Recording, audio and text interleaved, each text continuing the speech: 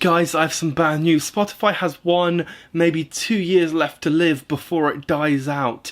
And here's why.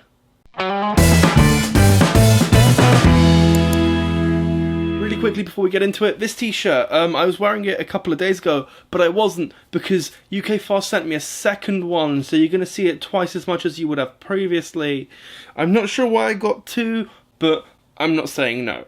So here's the thing, I don't want to sound all doom and gloom, but Spotify, as much as I love you, you just don't have a chance. Spotify has been around for multiple years now, and there's an issue because its revenue has slowly been going up, which is great, right? But so has its cost, and strictly speaking, Spotify has never made money.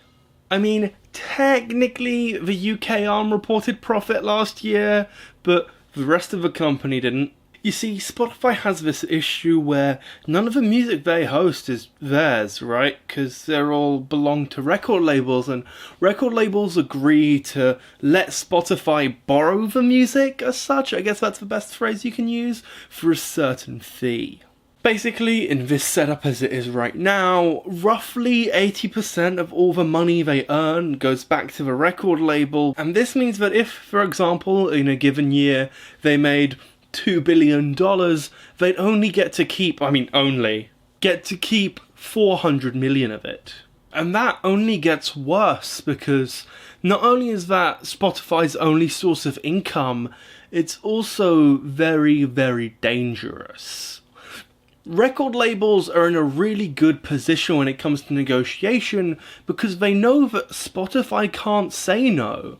They're in a position where they can ask for pretty much whatever they want and they're essentially guaranteed it, or else Spotify goes out of business. In an attempt to tip the balance in their favour, they've been creating their own content lately with podcasts, and how much revenue they make from that is yet to be seen, so we'll have to wait for that.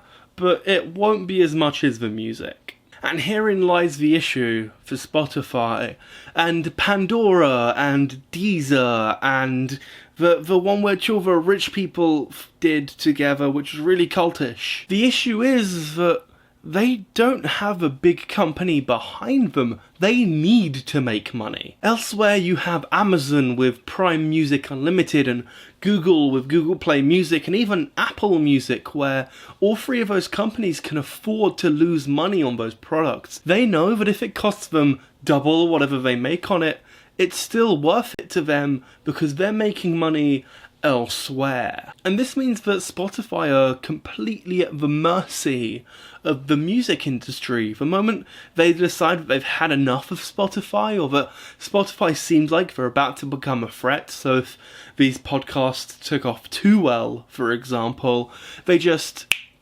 cut that link. There's no reason to keep them around anymore, and they just ratchet up their prices and jump ship to exclusively Amazon and Apple and Google. In fact, that more or less happened last year as the amount of money Spotify spent on getting the music as opposed to streaming the music went up by 80%, which is not insignificant. Spotify doesn't have anyone behind them.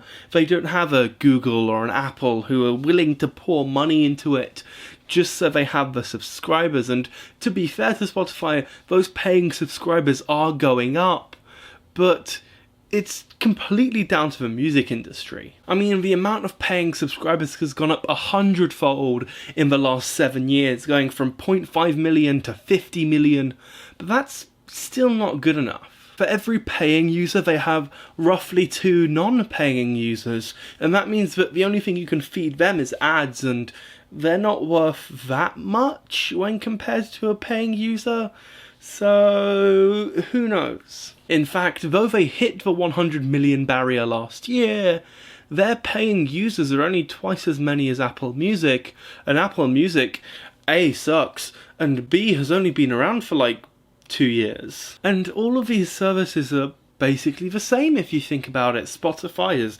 £10 a month and gives you access to roughly 30 million songs. Apple Music is £10 a month and gives you access to roughly 30 million songs. Google Play Music is roughly £10 a month and gives you access to 30 million songs. Amazon Music is £10 a month and gives you access to 30 million songs. There's a trend developing here. I currently use Amazon Music because it's like £2 a month cheaper because I'm an Amazon Prime subscriber, but that's the only reason. I have zero loyalty to Amazon Prime Music. If some other better service rocked up right now and cost less, I'd jump ship immediately. And that's exactly what Amazon, Apple, and Google are in the position to do, which Spotify can't afford. Turn up and offer the same product for cheaper because why not? And inevitably, it's why Spotify are doomed to die in the next couple of years, because they're getting to a point where they might be dangerous, and before they become dangerous, I am certain the music industry will want to kill them off. Anyway guys, if you liked the video, make sure to click like. If you didn't, I'm not quite sure what you're doing here. However, there are things you can do.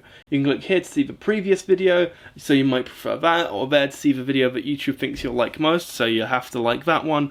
Or you can hit the magical subscribe orb to see all the future videos. Hitting subscribe will mean you see more videos like this one, and I'll see you guys next time.